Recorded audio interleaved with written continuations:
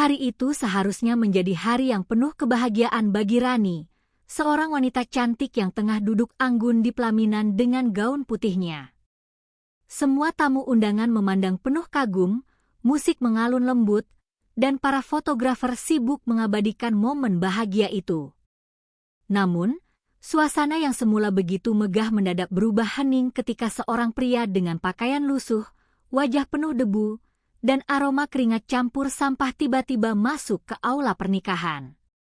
Semua mata langsung tertuju padanya. Seorang tamu berbisik, "Astaga, itu bukan pemulung langganan yang sering lewat di pasar belakang?" Bisik-bisik semakin menyebar, beberapa orang menutup hidung karena tak tahan dengan aroma yang terbawa dari tubuhnya. Pria itu membawa sebuah kantong plastik hitam besar di pundaknya, seolah baru saja selesai mengais sampah. Langkahnya gontai namun matanya tajam menatap ke arah pelaminan, tepat ke arah Rani.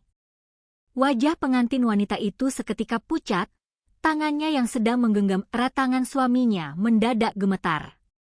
"Tidak mungkin," bisiknya pelan. Suaminya, Arman, seorang pengusaha muda kaya raya, langsung menyipitkan mata penuh curiga. "Siapa itu, Ran? Kenapa dia menatapmu seperti itu?"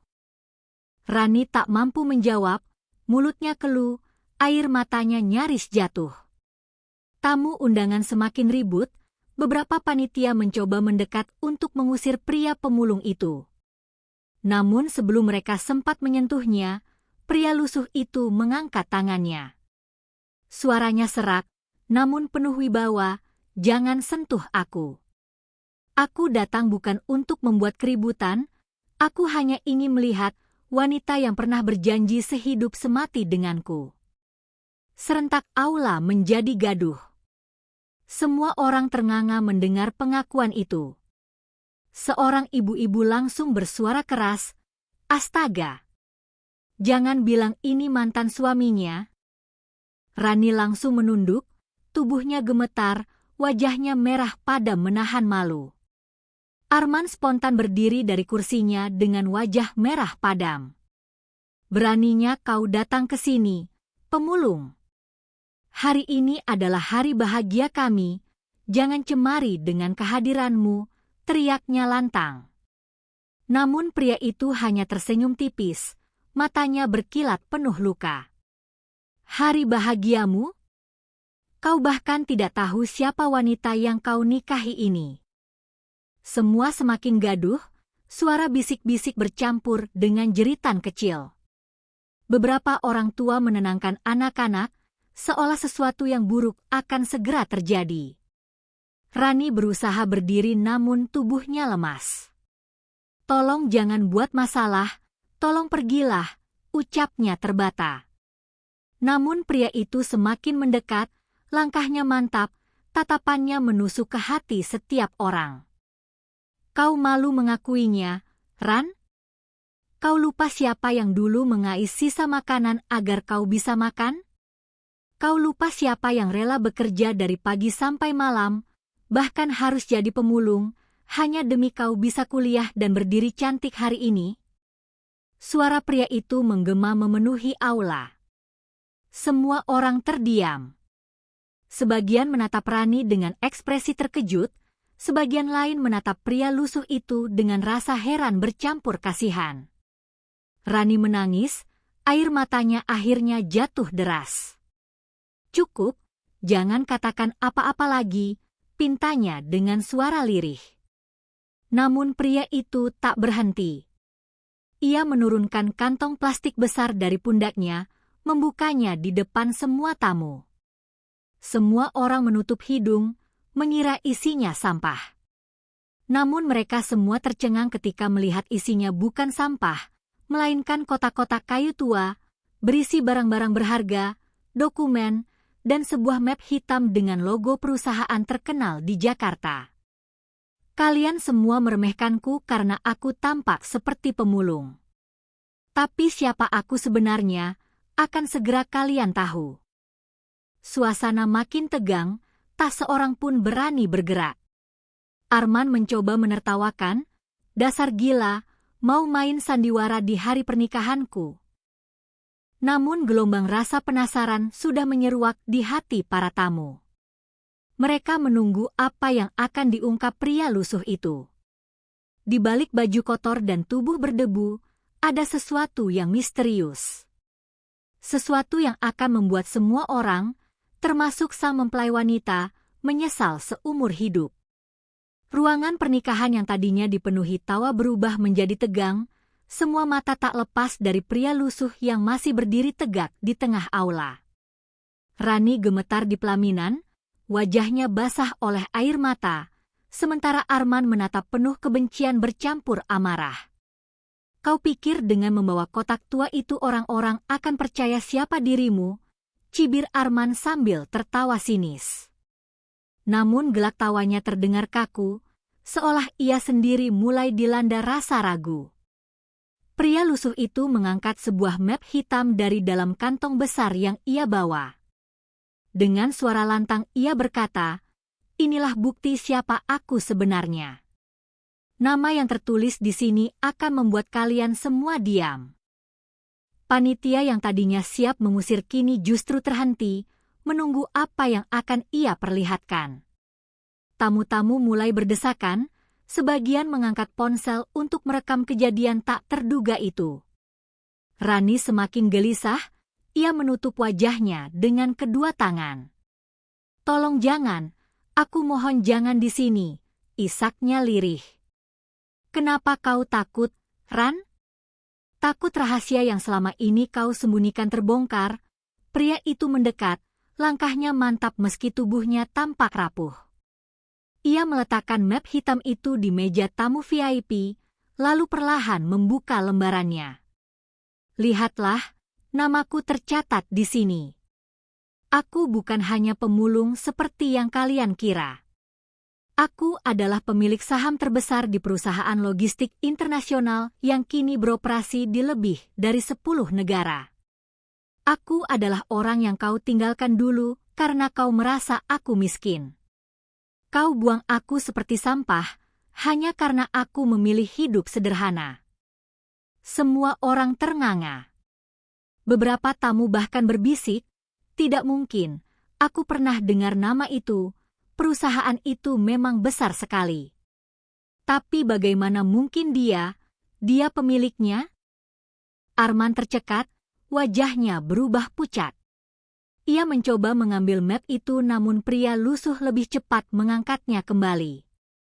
"Jangan sentuh. Kau tidak berhak."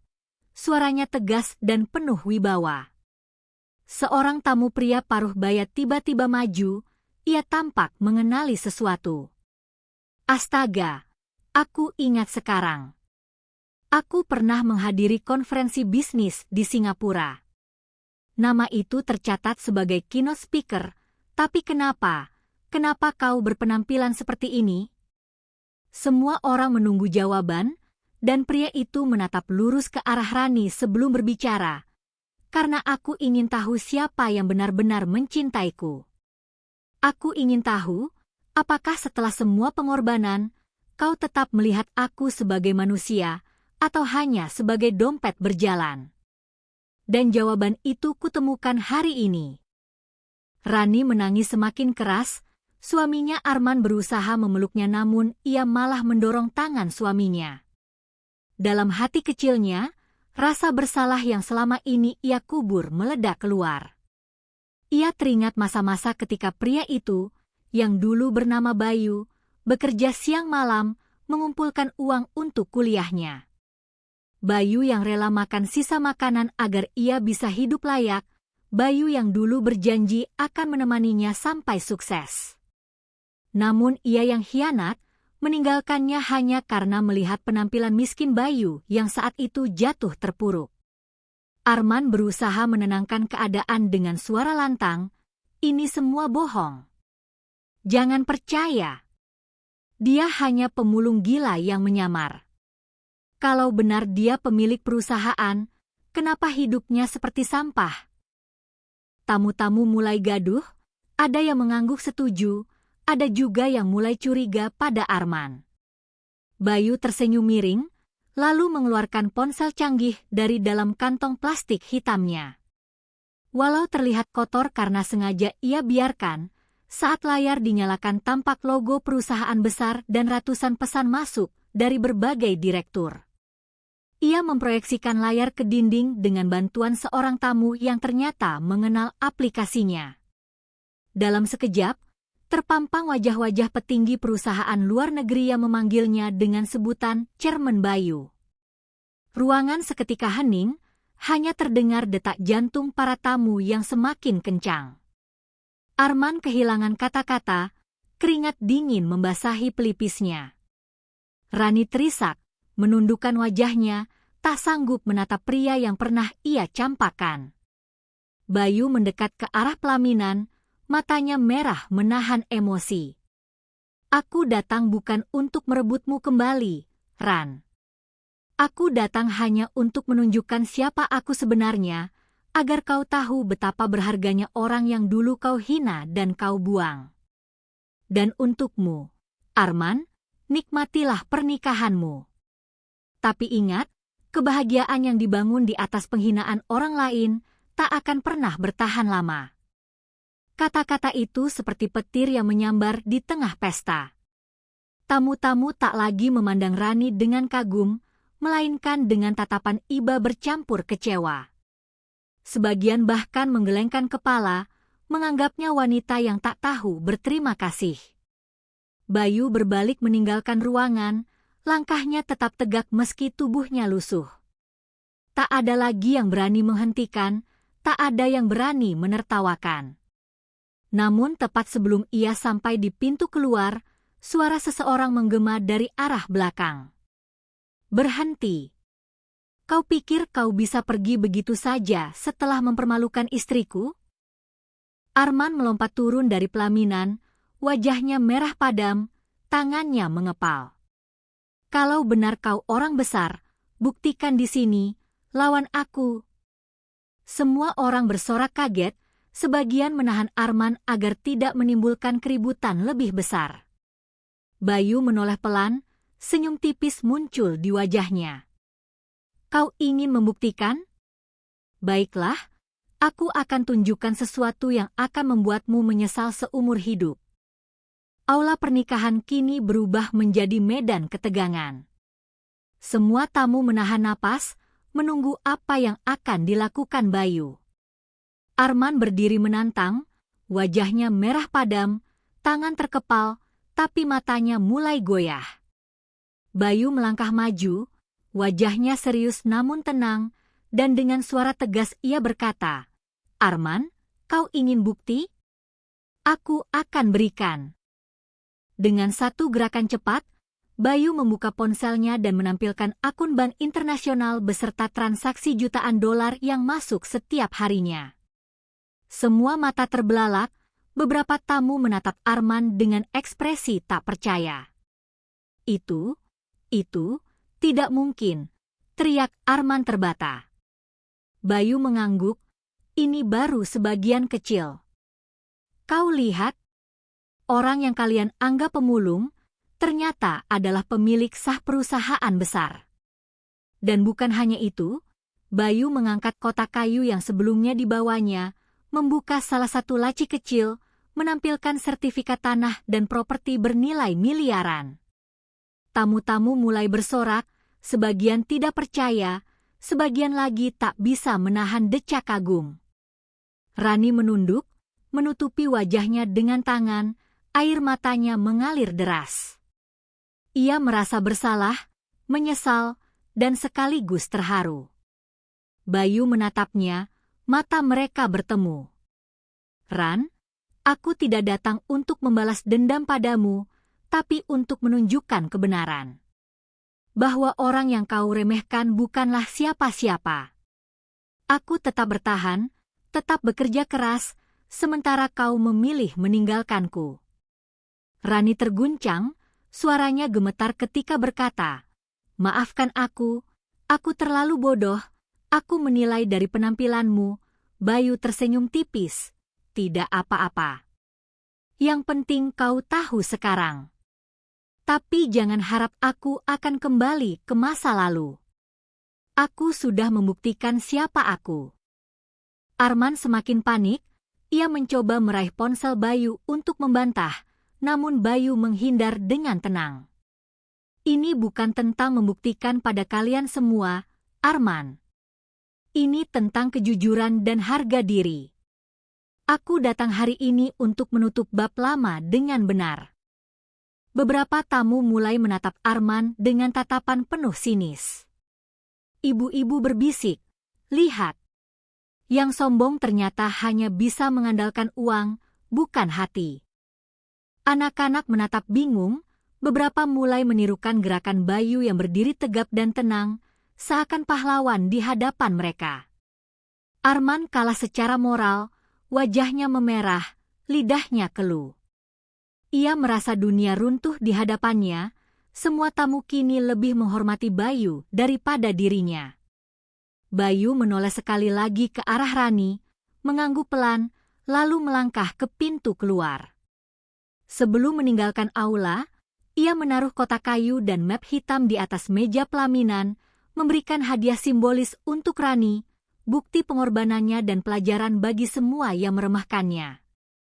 Ingat, Rani, kekayaan dan kesuksesan tidak selalu terlihat dari penampilan. Dan untuk semua orang di sini, jangan menilai seseorang hanya dari luarnya saja, katanya dengan suara tegas namun lembut. Rani menunduk dalam-dalam, menyesali kesalahan masa lalunya. Tangannya gemetar saat menerima map hitam dan kotak kayu itu, hatinya campur aduk antara bersalah, menyesal, dan bangga pada Bayu. Semua tamu tetap terdiam, terpesona, dan perlahan mulai bertepuk tangan.